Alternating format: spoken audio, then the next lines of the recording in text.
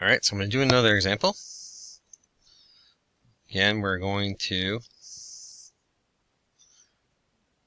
apply the rule, geometric rule. And again, on your formula sheet, it will actually tell you what's geometric and what's arithmetic, which is kind of nice. Alright, so I got to do this. I just copied what was up here, and I'm going to put in what I know. Okay, I'm finding a rule, so I'm going to leave the ends alone. First term is 130.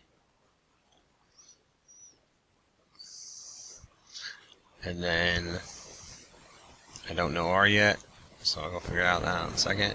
And then n minus 1. Alright, so I got to figure this out. So I got to figure out how I get from here to there. So again, what I told you to do is to, because you're trying to figure out what you need to do to multiply to each one of these things, I'm going to use division to figure it out. Alright, so I'm going to use my handy dandy calculator. I've got to use my mouse. Alright, figure what was there before. Alright, so I'm going to take 65 and divide it by 130. And I get 0.5. And if you don't know what 0.5 is, it is math, enter, it's a half. So I'm going to put a half in here. And you'll see why I put a half in there. Alright, so I have 130 times whatever I put in here. Oops, I need to put in, I'm looking for a 6. So, just make sure I get some colors here so you can see the substitutions. 6.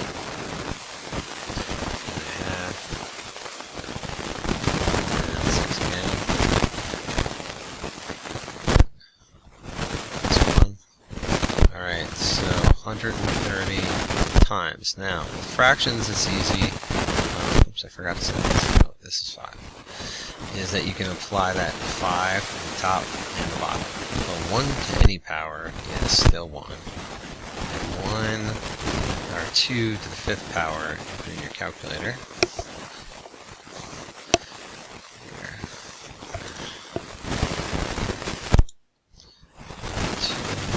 Caret 5 is 32. So, if you're really not that great at math in terms of calculations, you literally just type what you have on paper.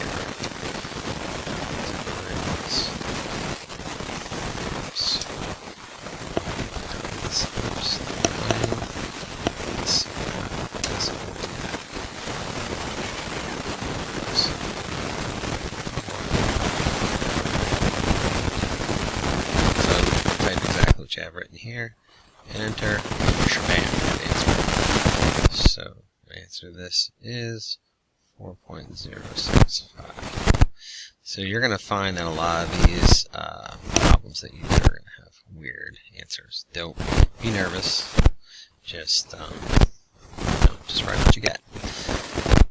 Round within reason if you end up with something that's super long. Just go 3 decimal places and you should be good to go. Alright, so that's how it's done.